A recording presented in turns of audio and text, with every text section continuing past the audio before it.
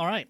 We're going to be doing a new series here on my channel where I review stuff, primarily books and other entertainment that is dragon based, because that is the thing that I love most in all things. I am a massive fan of dragons. So this is going to be book reviews about books that are based on dragons, because there aren't a whole lot of them that I've found, or at least not a whole lot of real good looking ones. I see a lot of Dragon Rider stuff, but I have massive reservations on that sort of thing, because I don't want dragons just to be throwaway characters or plot devices. I want them to be deep characters that the story revolves around. So for that reason, we have going to be talking about Scaleshifter. Just finished. This is a 2-book series so far. I finished them both last week in a couple days because I plowed through them. And uh, most of the books that I tend to read aren't like mainstream sort of things. I get them off from Amazon with my Prime subscription, so they're like $2 kind of stuff. Very non-mainstream. Don't think a lot of people read this sort of thing. So I'm hoping that for these books that I like, I can get them out there, get them more popular, so that these authors can, have more income to make more books, because that would be great. So this book is basically has a specific theme that I generally dislike when doing dragon sort of stuff, and that is humans that become dragons, or people who can shapeshift back and forth. Like, if it's a dragon who takes on human form for a little while, that can be okay, as long as the author doesn't literally just whitewash the friggin' thing, and so it's like, oh, well, he acts like a human, thinks like a human, but don't worry, he's really a dragon. Like, I see a bunch of books that look like that's the way they do it, and that really rubs me the wrong way, because it's just like, I want the perspective of a dragon. They think different than humans, and so you need to show that in the way that they do, in the way that they think. And just having your characters like, oh, they're a token dragon because they're human 90% of the time, but they can turn into a dragon when they want to. It's like that. Don't just don't. And while this series does that, I think this series does a lot of like things that I generally don't like in with the approach to the themes, like shape shifting and manipulation and a lot of different things. But the thing about these books is that the author does it in such a unique way that I'm just like, oh, you're doing that thing that I don't like. But I barely even noticed it because you led me into it in such a beautiful way that I'm like, oh, it's that thing that I don't like. But, the story here is so good, and the reasoning why you made it this way is great. Whereas most books, the reasoning for it is just because they don't want a dragon protagonist. They want a human who has dragon powers. Or like, there's one series that I'm gonna force myself to read it. And there's several that I've seen, and I might get through them all, but they look like romance novels, and they're all just like, oh, he's a dragon, but he's also a man, and that's what she's hot for. And I'm just like, if you want to have a relationship with a dragon, have a fucking relationship with a dragon. Don't try to like skirt around the shit by just going, it's like, oh, well, we're not really doing that risque shit because he's actually just a person stuck in a dragon's body. It's like, fucking, oh, stop with your dumb shit and just dive into what it is and what it needs to be. And so for a lot of things with this book, this series, that's what I like about it, is that the premise for it and the world building is fantastic. Even though, when like a lot of series of fantasy stuff that I've read, it's like the world is like, it's not really a world. Like, it's a country at most, maybe two. Like, the size of Europe, that's their entire world in so many different fantasy series that I've read. It's like, I get it. They don't want to make an entire freaking world because that's a lot. And a lot of times, like in Earth's history, you pick any point in our history and it's like, well, stuff's going on everywhere, but nothing big is going on for most of the time until something big happens, and then it's only for, a few years or a couple decades, and then not a whole lot is going on again. So if you're thinking about, huge stories of, how nations that could conquer the world topple and stuff, it's like, yeah, there's only one of those stories going on at any one time. The rest of the world's just got their regular everyday shit going on. So I understand if you only want to focus on a little piece of your world. But I do think that the whole idea that, that's the whole world is often weird in a lot of series. So, second point, the plot. Within this great world building that the author has going on, the author, as you can see right there, Shelby Hailstone Law, she does so much good stuff in this. And the plot is maybe not extremely deep and maybe not even like a new idea, but it's done in such a way that it's just like, oh, I don't think anyone's actually done it this way before. It's like forcing a specific thing in a way that other people have done, but not with this sort of flavor, I think is what I'm getting at. But overall, with the way that the story, and this is a very character-driven story, not so much world plot sort of stuff. It's very character-driven. It's all about the characters, what they do, what they think, what's happening to them. And I think I prefer that sort of story because I really like in-depth characters, and this series delivers that handily. And I'm trying to think, because I would like to get negatives out of the way first for a review. And so the biggest negative is going to be Shelby has written, I think it was like 6 or 7 or 8 books before. She's got a few different series that she's done, and a few of them she's working on right now, I believe. And so she's got some works under her belt, but it's painfully obvious that she's still a pretty new writer, because there's, even when you just look at self-published stuff, and a lot of self-published stuff has, grammatical errors, typing errors, font and spacing errors and all that stuff. And there's a fair amount of spacing errors in both of these books where, it'll just be, you're reading a line, it'll stop and pick up on the next line even though it wasn't near the edge, and just somebody hit enter at the wrong spot and then never cleaned it up, that sort of stuff. It happens often enough so you really, really notice it.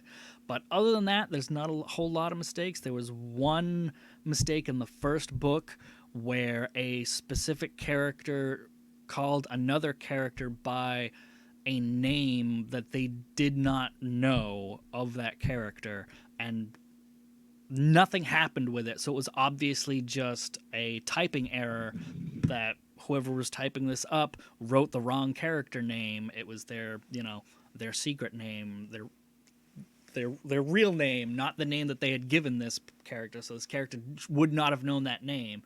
So it's a bit jarring when you read it, but then when nothing happens with it, you can just kind of presume, oh, it was just a typing error because this character doesn't know that name, so they would not have been able to say that name. But other than that, there's no real big errors that I could point out. I would say that, like, the descriptive text could use work.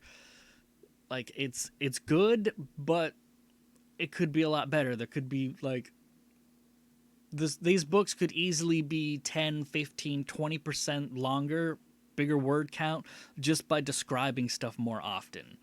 And I'll get that into that a little bit later, but it's not bad. It's clean and gets to the point and describes things when it needs to, but it could go deeper.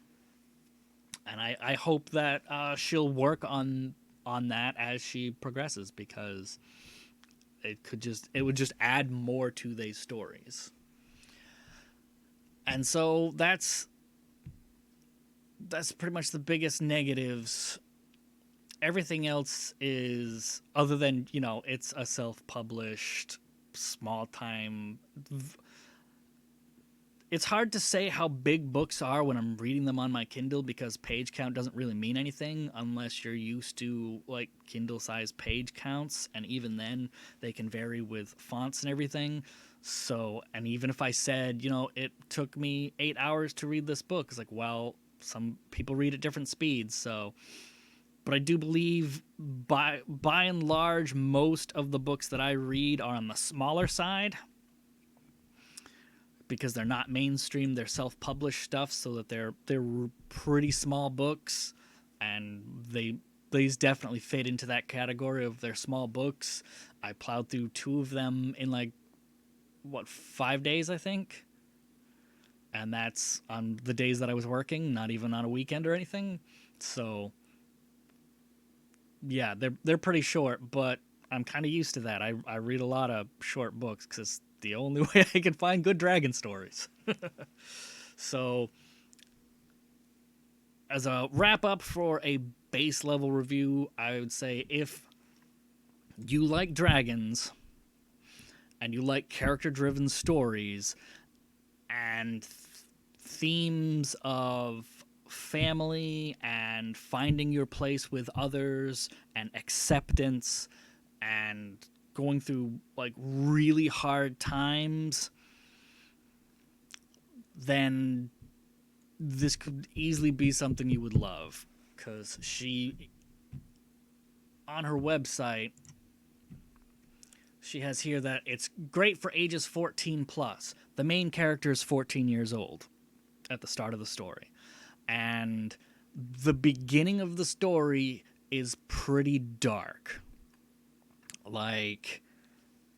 He's an orphan, starving to death on the streets of a war-torn nation, and the only way he thinks he can survive, because he's at his wit's end, is by joining the military. Because the military is all like, well, we're losing people by the droves in this war that's been going on for before the main character was even born. So at least 14 years.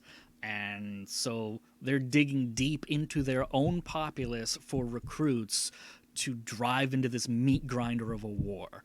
And knowing that, and especially since the main character lost his brother to this war, the last thing he wants to do is be conscripted, but he's pretty sure the only way he's going to be able to continue to live is by joining the military, because they will actually feed him. And that is his only concern, is living to see the next day by getting food. And that is heart-wrenching and a really dark place to start, that I don't think a lot of younger readers might be able to get a lot out of. It might be kind of divisive, or you might just gloss over that because you have no way to relate to this character. And then it gets darker from there for a while. The first third or so of this book is really, really dark. And I personally love dark stories. I have a love-hate relationship with tragedies, because I hate when shit ends poorly. But I do think that it might be a little too dark for younger audiences. But when I was that age, I was reading Stephen King's Dark Tower, so Like, my experience with book reading is a lot different than a lot of other people's, maybe. So just keep that in mind if you want to read this, that it gets dark. There are themes of manipulation, torture, and breaking people down. Like, not even standard military stuff where they break you down to build you up. This is like a sadistic overlord breaking you down because they want to mold you as, you know, their own personal weapon kind of stuff. It's very dark. But so long as you're good with that and you know what you're going into, it sets up a very nice dark base to then go up from. And I believe it does that excellent. So if all of that sounds like something you would like to read, then I highly suggest Scaleshifter. And the second book in the series is Scaleshifter, The Black Dragon. They're both really good at the things that they're the themes that they wanted to achieve. They did beautifully. So definitely go and pick those up. Now, the rest of this review is going to be spoiler stuff, just me going on about in depth to the themes, and there will be lots of spoilers. So if you don't want some or a lot of the story and its themes ruined for you because you want to go in fresh, stop now. Do it. Stop. Right now. Are you done? You're gone. Everybody else who wants to hear some deep stuff, or hey, go and read the books, come back, watch the rest of this video, and leave me some comments on what you think of the way I view the themes in this and what you got from it, because there's a lot of great stuff in here. So first off, one of the big things is he joins the military and he thinks, oh, he's gonna be a soldier. That sucks, but he'll get food, right? Well, he gets handpicked by the overlord of this military installation, who is basically an evil scientist. Like, as a mage, an evil scientist mage who's doing brutal experiments on children, and that's where the dark comes from. Because this character is trying to perfect a style of magic that is shape-shifting. If you've ever played like Dungeons and Dragons or something, it's polymorph sort of magic, only permanently, and there's a lot of downsides to this because it's also alchemy, because he gives potions that do this effect, but it's a magical thing. And the main character doesn't realize when he's talking to this guy that that's what's going on. And this evil dictator character is assessing the main character's state of mind, how he thinks about things, and what his capabilities are, because he's found out that doing this magic on people who want to go to war and want to kill people and fight defend their nation, or people who are just, you know, there to survive or stuff, doesn't work well. It produces very poor results. But doing this sort of thing on people who have good survival instincts, who also like to help others, and we don't really get to see what the criteria of it for, other than the primary two characters that we interact with. So it's mostly just, you know, good attributes. They're survivors, but they also like to help others, and they like to make strong bonds with people, and they don't like to see people downtrodden and that sort of thing. And so after this interview, he's thrown into a giant cavern that they use to house dragons, because everybody knows in these nations that dragons are the weapons of war in this two-nation war. The main character's family was killed by dragonfire after, well, I don't remember what happened to his father, but it was just him and his brother growing up, and then his brother went off to war, and they never heard from him again. And then it was just him and his mother slowly just slid down into the depths of depression until she didn't want to live anymore. And then I believe that's... I don't remember if she died or if it was in a dragon attack, but that's the basic backstory, is that this war has taken everything from him, so he definitely doesn't want to be there in this place. But everybody knows that there's dragons, so he's thrown into this dragon den where it's just a big cave that he's just like, oh, this must be where they keep the dragons. And then he finds out that he's the next experiment in this mad mage's weapon building program that is going on, where he turns children into dragons to mold them as weapons, and that's how the war continues on. And so it is a traumatic event for him that takes months of him turning into a dragon, both physiologically and mentally challenging, because every part of it is physically painful for him, and both the mage and the mage's assistant are just shitbags. So they treat him like shit, and they're breaking him down. And one of the big things that they let on is that a lot of people go mad and die from this. They either lose their mind and just become, animals, and then they survive the transformation, and that's the majority of the dragons made from this thing are just mindless beasts. And the ones that do manage to keep their mind are few and far between, because the amount of pain that the transformation causes screws most people up. So it's super grimdark. Super extremely grimdark. But then, after he's changed, it starts getting into one of the things that I love about this series so very, very much. And it's about, what do you do as a dragon? How do dragons work? Because it's all about him getting used to this new body and the things that it can and cannot do.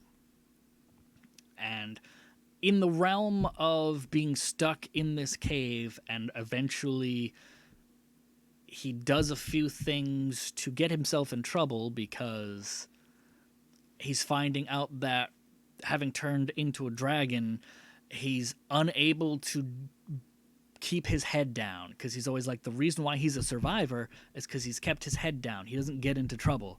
But he's finding very often that being a dragon means he gets pissed off easy. He's growling all the time. He's angry at the way that these people are manipulating him, and the callous way that they, hold the carrot in front of him of information on how this is going to work and what he's going to be able to do, and then having it be lies or misinformation or just twisted in a certain way. And it's really rough, really, really rough for him. But I love the way that he's figuring out his new body and the way that it works. It's such great writing there. And then he manages to escape, because one day he wakes up and he's human again. And so he's like, well, don't know what that's about, because beforehand, like a few days before this happens, he pissed off his keepers and he got himself chained to the floor. They put friggin' shackles around his neck and bolted him to the floor so he could not move. Humiliation, breaking him down, all of this really dark stuff. And then he's like, bam, well, I can just walk out of these chains now because I'm not a huge friggin' dragon anymore. And he manages to get out, but as soon as he starts hearing, the guards shouting and stuff, he starts changing back, and he starts freaking out because, like, well, that was short-lived. I'm turning back into a dragon. And as he does, he finds another cave entrance that's bolted closed, and as he's getting overwhelmed by soldiers, he knocks the doors down, and out walks this other dragon who wasn't bolted down or anything, so obviously they didn't cause trouble like he did, and she saves him, and the two of them start escaping. The mage goes in to stop them, and he just blows through the mage, kills dozens of soldiers that are blocking the way with his fire breath, and then they manage to escape. And that's the start of... These two characters are the primary characters of the story, and it's... every interaction between them is fantastic. They leave the place, they have another dragon chase after them, they get separated because there's a blizzard outside, and he immediately realizes that it is ridiculously cold and he cannot stand it. And he crashes and almost dies in the snow while this other dragon fights off a dragon that was sent to pursue them, and that's the last he sees of her. Because he wakes up as another dragon, much, much larger dragon, finds him, and this dragon, brings him into this dragon's home, and this dragon is basically like the grandfather character. And it is... the relationship that the two of them get is beautiful.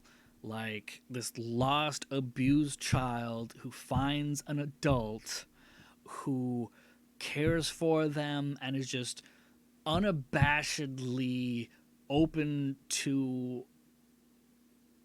just mentoring them and keeping them safe. And that's a big theme throughout these stories, is that... because it specifically talks about it multiple times, especially in the second book, where, like crocodilians, dragon children make a certain sound that attracts adults to defend them. And I think that's beautiful, and I really wish, like, more people who are writing books, especially about, lizard folk characters, dragons, large reptiles, like anything, like, do some research on how these creatures work in our world and extrapolate that to a fantasy setting. Like, have some basis for all your stuff, because it just makes it so much more believable and in-depth.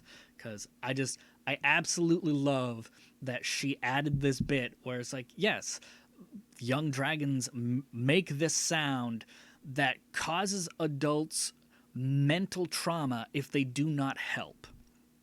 It is just like, it's like, for humans, like, that's what baby crying is supposed to be. Like, when you hear a baby cry, you're supposed to be like, oh, I have to go protect that baby. There's something wrong. But humans don't really have that reaction a lot of the time. And so it's so great to see it where it's like, yes, this is a genetic thing that is just ingrained in all dragons, and some of them care more than others. There's some dragons who are just like, they have that knee-jerk reaction where it's like, I have to help, but then they'll think about it and they're like, but I know that there's consequences to doing this, so I can't immediately rush and do that. But this character, the grandfather character, is just...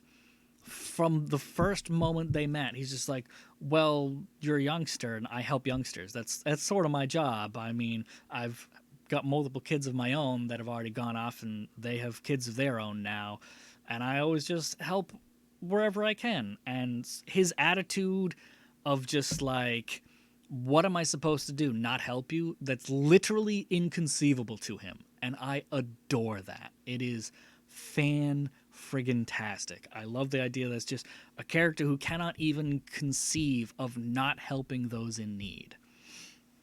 Because that goes along with, that's sort of how the main character is. Because when, in the beginning, when he's selected to join the army and marched up with all these soldiers and stuff, their soldiers are assholes, and they'll, bump and knock over and hit these new recruits because, oh, these people are going to be stealing their food rations, so they might have less for them and all this stuff. And when one of the young kids gets knocked over, the main character immediately goes over to help when nobody else does, and he gets beaten for it. So there's the idea that you help people. That's what you do. That's just ingrained in these characters is a fantastic core trait that most of these characters have. I really love that about these stories. So then the rest of it is him trying to just find out more about himself and how his body works and all that stuff, and building this relationship with this older fatherly, grandfatherly character. And it really comes into strict contrast when the elderly character suggests, oh, well, there's a dragon council. We can go to them. They're the wise dragons that know everything. They can help us find out more about you and the things that you can do and where you should go and all that stuff, because the main character is a supremely rare type of dragon that hasn't been seen in decades, if not hundreds of years. But when they get there, things don't go well, and one of the big turning points of the story is that the main character says, I didn't want to be a dragon. I was tortured and forced into being this, and I did not want it at all. And so the grandfather character is just like, well, nobody knew that. We all thought that humans were just trying to be more like us because we're fucking amazing. We are the top of the food chain. We're the defenders of the whole world. It is God's will that we defend the planet. That's why they made us the strongest creatures, and we have the ability to heal and repair nature and living creatures. So to find out that, these transformations aren't even willing or anything, and on top of that, they're being tortured, and that being a dragon is actually a very negative thing for all of these young kids, is just like rocks him so hard that he's like, yeah, we definitely need to go to the council and tell them about this, because we got to do something about this. We've let humans wage war on each other and kill each other because we thought, oh, they're just a plague on the planet. Let them kill themselves out and then we'll be done with it. Because when we tried to interfere with it, humans started hunting and killing dragons, and we were just like, no, we don't want any of that crap. Just screw yourselves over. Leave us alone. But when he gets there, these dragons are vastly different than the grandfather dragon, because their reaction to finding out that all of these man-made dragons are not willing, and a lot of them lose their minds, so they're literally just weapons of war. They're like, yeah, that's bad. That's really bad. We got to make sure that this stops. These human-made dragons cannot exist anymore. But the main character doesn't pick any of this up because he doesn't speak the dragon language.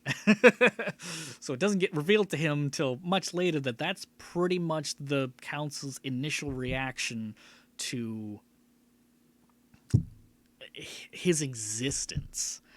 But one of them, who argues in favor of, helping the younger dragons and giving them a place within dragon society while also stopping this, kind of gets outvoted, and he goes behind the council's back to tell the two of them, is like, yeah, things aren't going very well. You might want to leave before the council reaches a verdict of very much not in your favor, and you will not want to be here.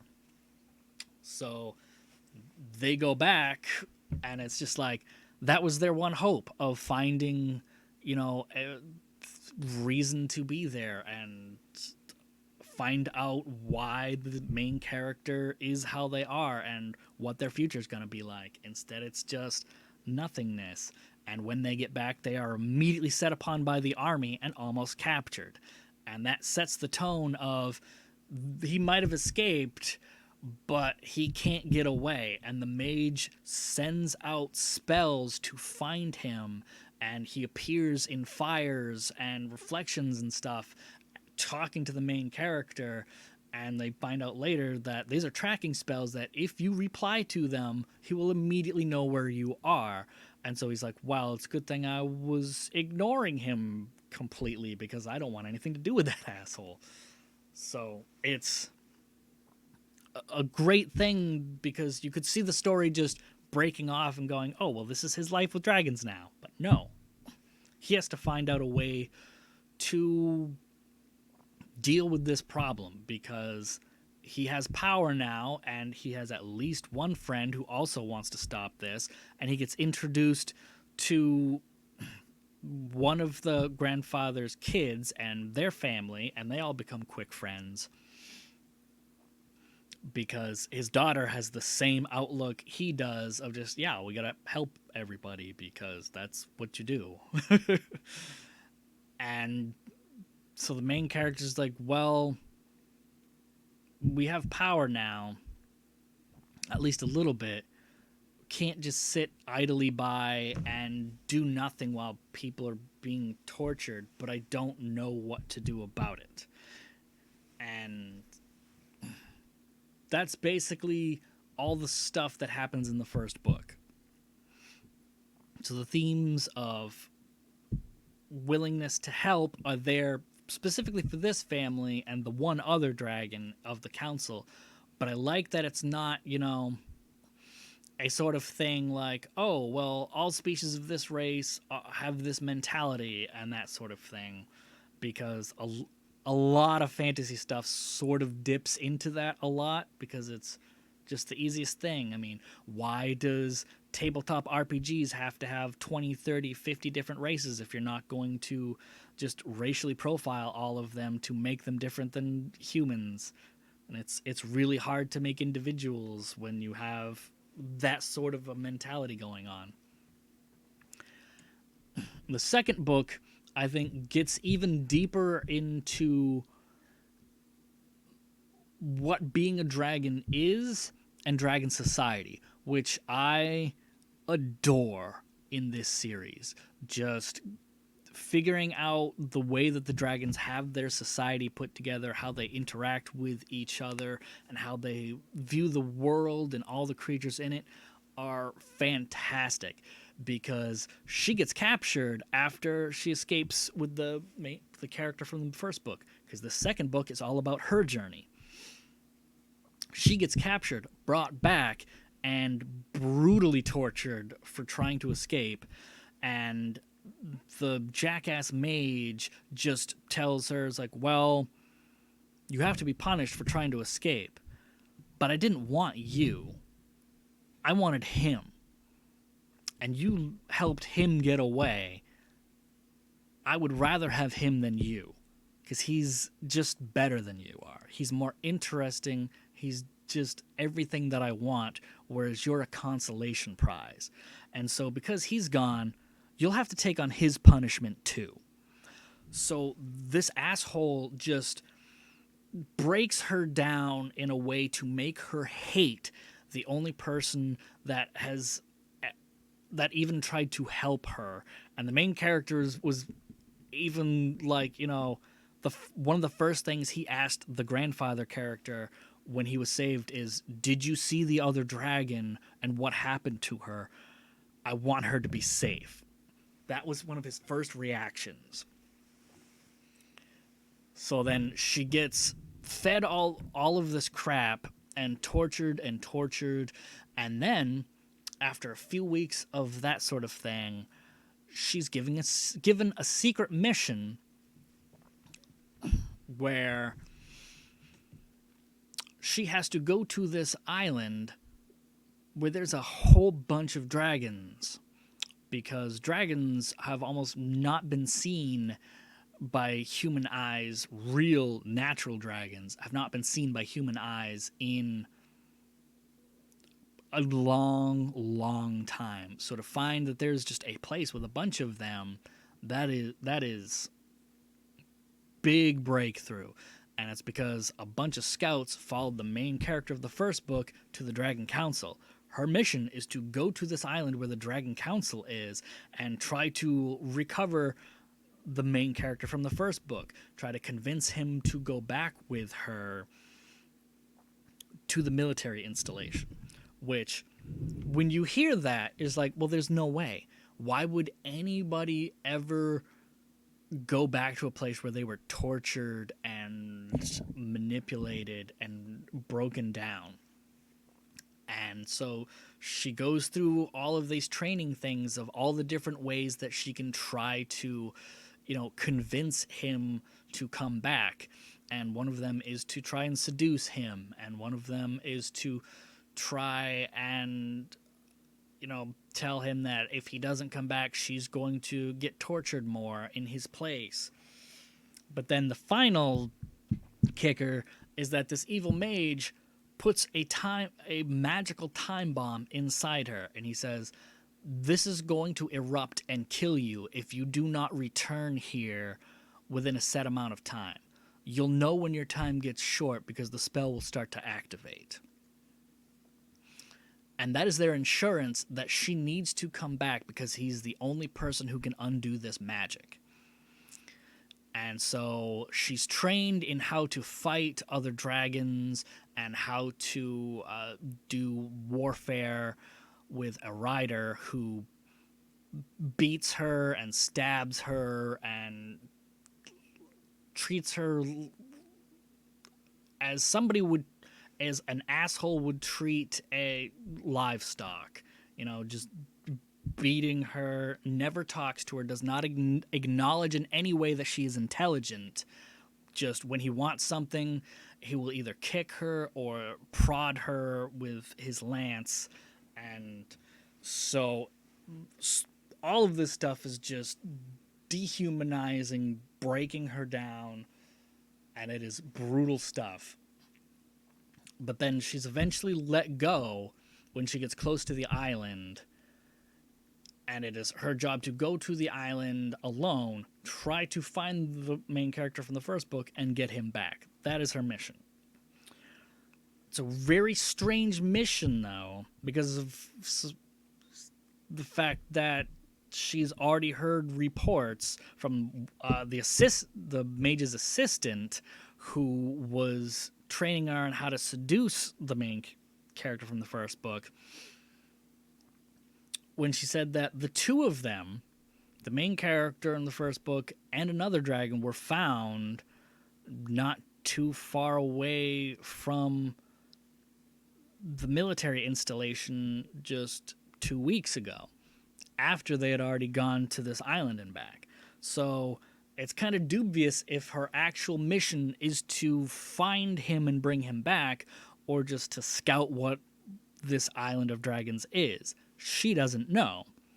So when she goes there and she's just calling for him, one of these other dragons perks up and is just like, did you say this character's name? And she's like, yeah. And she's immediately shocked that these wild dragons can speak a language, because as far as she knew, dragons were just mindless beasts, and the only reason her or the character from the first book were intelligent is because they survived this process and didn't break under it. So that is like almost world-shattering to her, that dragons actually speak. They have their own language. When she watches two dragons talking to each other, it is just world-shattering information for her. And she gets led into the council, which, after the council's talk over about the first character, they are not happy to see her whatsoever and immediately attack her and imprison her. And so she's just like, well, I'm going to die here because either these dragons are going to kill me because they hate what I am, or this spell that's in me is going to kill me. So when they start interrogating her, she holds nothing back. She doesn't care if she's very non-diplomatic, I'll put it that way, where she's just like, she doesn't care if she pisses them off. She tells them exactly what she thinks of them and where she came from and everything. And she's just like, you're just like the asshole who did this to me because you're imprisoning me and you don't give a shit about what I am. And I think that is it tells you a lot about where she is as a character. And her character growth throughout this book is amazing. There's not a lot of books I've read where you can clearly see somebody's growth over certain issues. Because, like, throughout this book, she hates the main character from the first book. Fucking hates him because of the shit that she had to go through.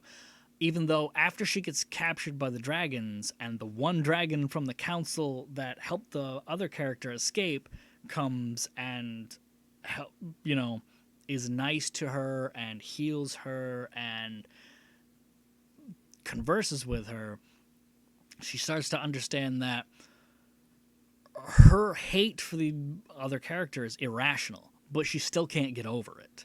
And I think that is such a great thing to hit on, that it's like, I have these feelings, even if I know that there's no logical, real way reason for me to have these feelings other than they were beaten into me. But I still can't let go of them because they're true in a false sense, but I still can't get rid of it. And I love that with her, that she just, that's one of her main character aspects. But it's super great that the council member who aided the previous dragon helps her escape. And then he joins her in her escape and almost dies doing it.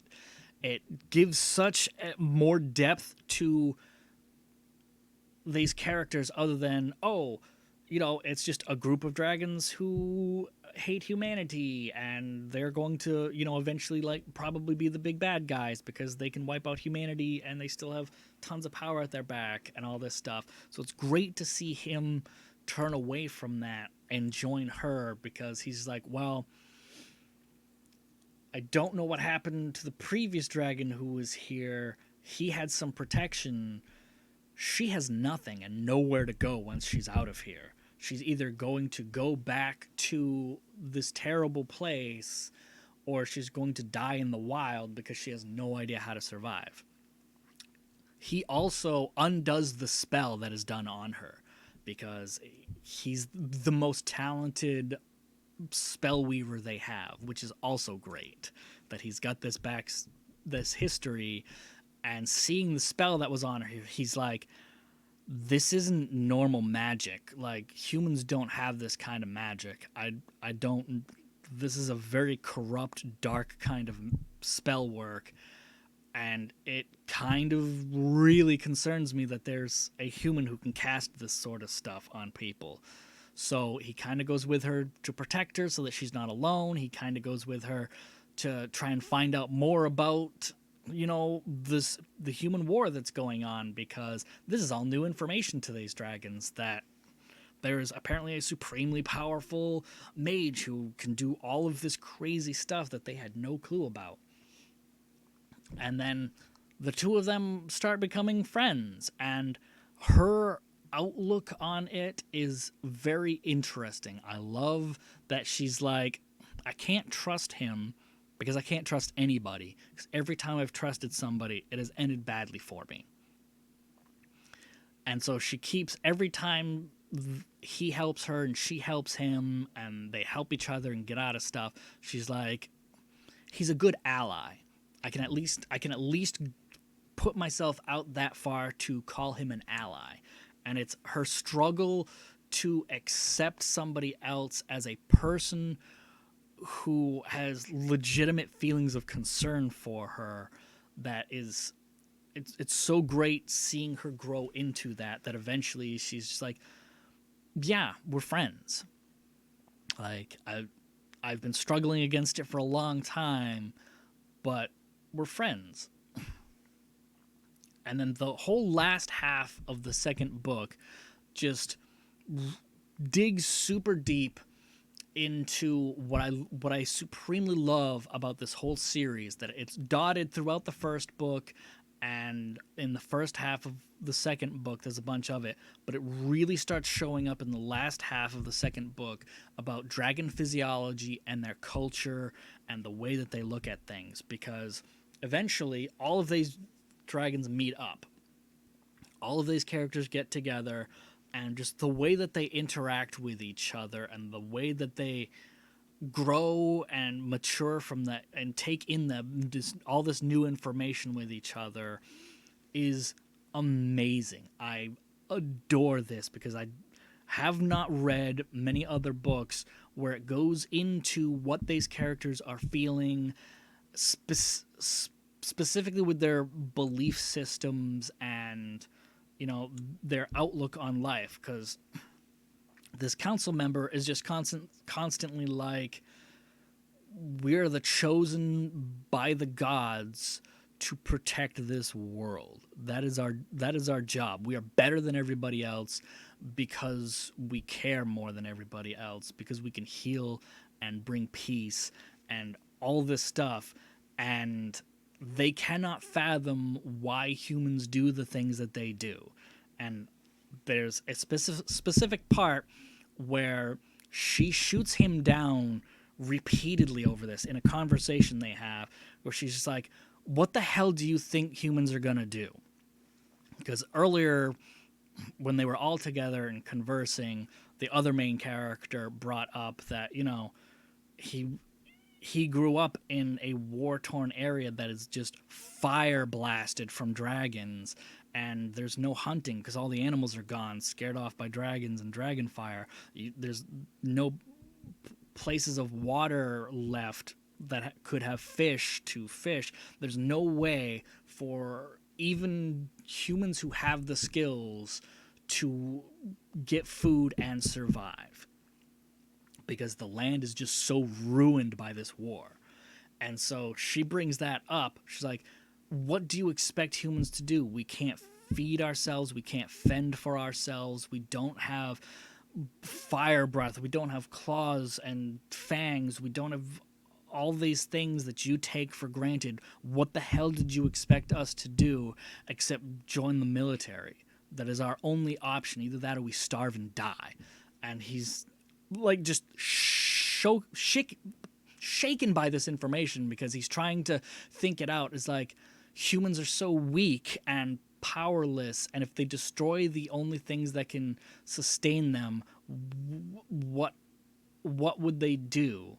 If the humans in power have so much power over all other humans, how does this work? Because for dragons, even if the council turned evil, well, they could still be killed by a couple dozen other dragons, you know? Because they all have the capabilities to injure each other and kill each other. So it's a completely new outlook for him that he's unable to grasp at first, and she just berates him on it. And I love that moment because he's just rethinking his whole philosophy on the world. He's just like, and it's multiple dragons go through this where they're just finding all this stuff out about humanity, and they're just like, well, I didn't know. I couldn't even contemplate that it could be that bad. And I adore that sort of growth in these characters. And even like the main character in the second book takes her a long time to forgive the main character from the first book from her pain and suffering. And it's only because she sees what a fantastically nice person he is. And I adore that because I get really, really strong vibes of the story from The Legend of Spyro from this. Because I adore the story in those games, and I adore it in this, where, you know, it's a strong female character who's trying to overcome her like negative feelings towards this her male counterpart character, and it's just so difficult because the male counterpart character just has stuff over her. He's stronger, more capable. Like in this series, she's the second most rarest type of dragon, while he is the rarest type of dragon. The rare dragons are just stronger magically and have more capabilities. So, and she's constantly lectured by the evil mage how much more interesting and intelligent and thought-provoking this the male character is, and all this stuff. And it just heaps up to this huge inferiority complex that she has to get over. And she's jealous of him for all this stuff, but then when she sees that he's just a sweet-hearted, would rather die than hurt somebody sort of person, she's like, well, shit, I can't be angry with him, and it's difficult to even be jealous of him because he's just so pure-hearted. And it even gets to the point in the second book where she's just like, for all his strengths in the physical and his intelligence and his magic capabilities, he's still weak because he doesn't have the fortitude to do bad things, where she's just like, I'm going to kill this asshole. I'm going to kill the mage who did this to us, and I will have no regrets. And she's even, before having a conversation with the main character from the first book, she's like, I'm going to wreck this whole place. I'm going to destroy their operation and kill all of them. And he's just like, but there's plenty of kids like us in there. We should save them. There's plenty of kids being turned into dragons that need to be saved. But also, a lot of the soldiers that are there don't want to be there. They had no choice. We should save them too. And she's just like, shit, he's right. Because she was just like, she has no problems killing them all. That is a strength of character that she has that he doesn't. And it's a super juxtaposition between the two of them. And I super love how this whole thing plays out. There's so much growth, and these characters are so in-depth, and it is fantastic. So, let me know what other people think of these books, and reply to the way I think about them. This has gone on way too long, but I adored these books. I ate them up so fast. And I'll say to the author, try to work on describing stuff more. I think you can benefit a bunch by you do it here and there, but I think describing the way characters look and the things that they do more would be a big help. Like, there's a bunch of characters, like the red dragons that they save and bring into Rika's daughter's home. Like, describe how they look. Describe how all the dragons look different from each other, and, you know, compare them more, and maybe use some. There's very little, like, numerical or even comparative things between the characters. We don't know what the difference is in size between them, other than a fair amount. So I don't think comparing them, like, you know, maybe a third of this other character's height would be good. But I think describing how the characters can tell each other apart. Like, you can tell, you line a bunch of humans up next to each other, you can point out their differences to each other. Try to get into that sort of thing with the dragons, where point out what strong facial features one has versus another, or how their scales move in certain ways when they make, certain facial was the movements and stuff, because I adore the way you do language in this. Like, it is so fantastic how you handle that the dragons can barely speak the human tongue. I love that so friggin' much. It is fantastic. I think it's a little unfortunate that it gets glossed over so much, because it's just assumed, oh, well, everybody can kind of suss out what everybody else is saying, so it's only rare times where you show how bad of an accent most dragons have when they're speaking the human tongue. And it's often really, really bad, and I think playing that up more and showing it a little bit more often would also help, because the way that you're dealing with language is so friggin' amazing in this. It would be nice to see it come up more often. And I especially like the whole reasoning behind the way the language works, because of the dragon's jaw structure and the way that they don't have lips and they have sharp fangs and all this stuff, sharp teeth. I love that all of these physiological things are taken into consideration when thinking about how these creatures would do even the most basic things. Like, I don't think enough fantasy stuff does that at all. Like, hardly anybody does that, and so many people could learn a lot from you from reading these books. Like, it is so damn good.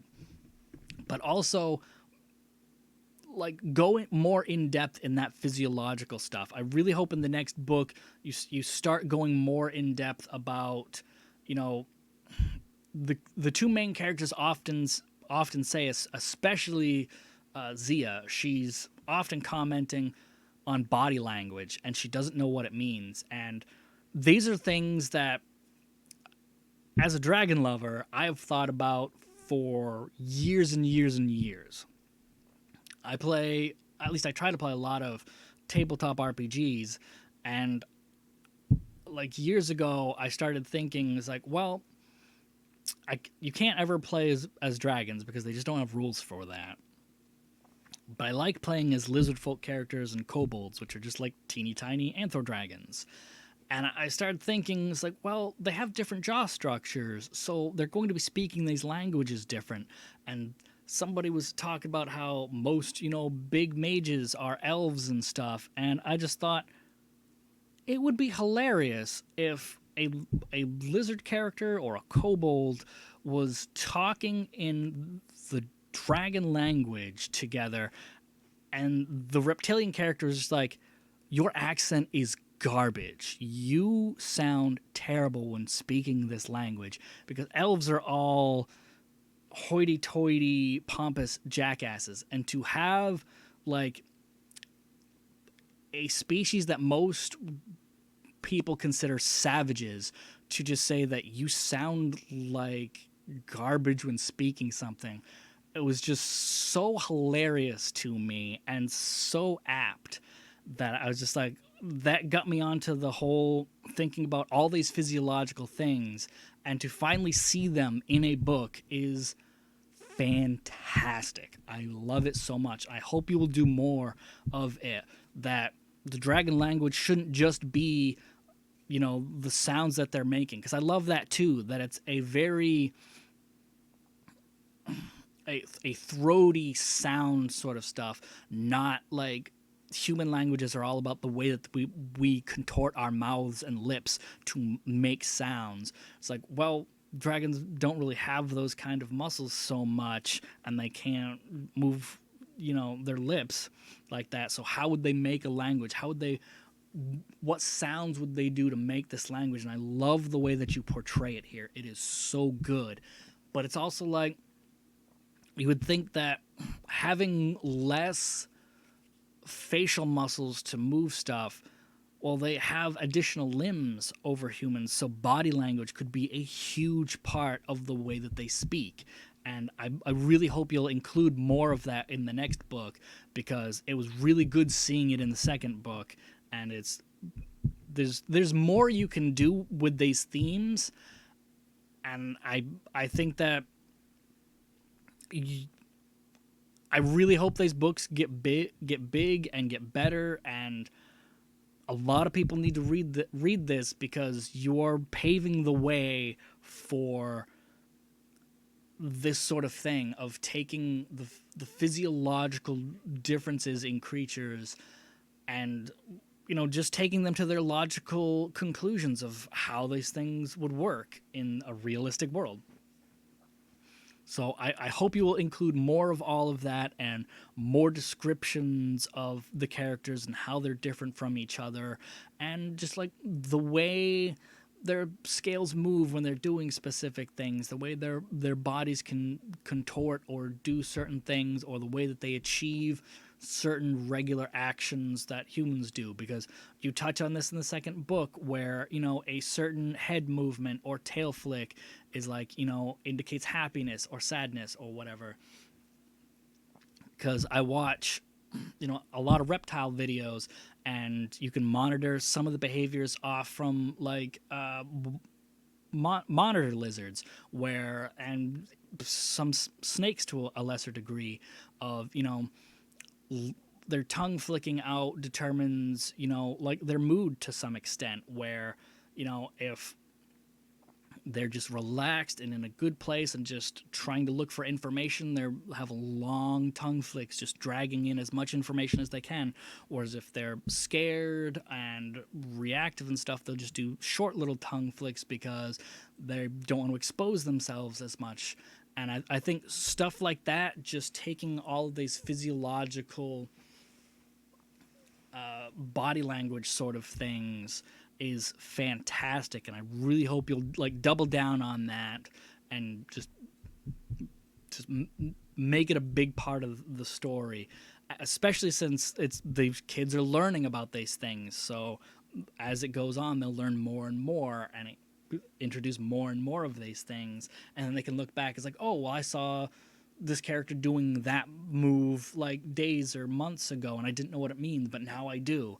And it's great that you did that like once or twice in the second book, where Zia's just realizes like, oh, he's been doing this thing, and now I know what it means, because all the adult dragons in this like will do nose nuzzling, and they'll just, you know, press their head up and nuzzle and stuff. And it's like, I love that is such a sweet, you know, they can't touch each other with their hands and claws because that's not how it works. So how do they interact with each other? How do they show body language to, you know, show affection or kindness or appreciation?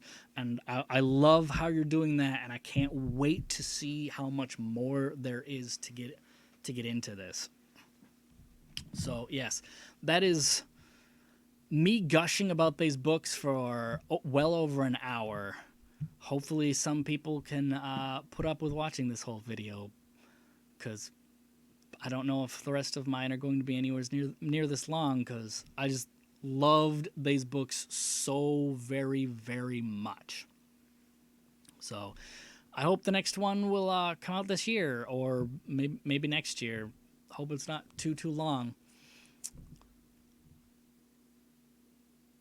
because I'm going to be digging into a bunch of other stuff, and everything else is going to just be pale and lackluster in comparison at this point.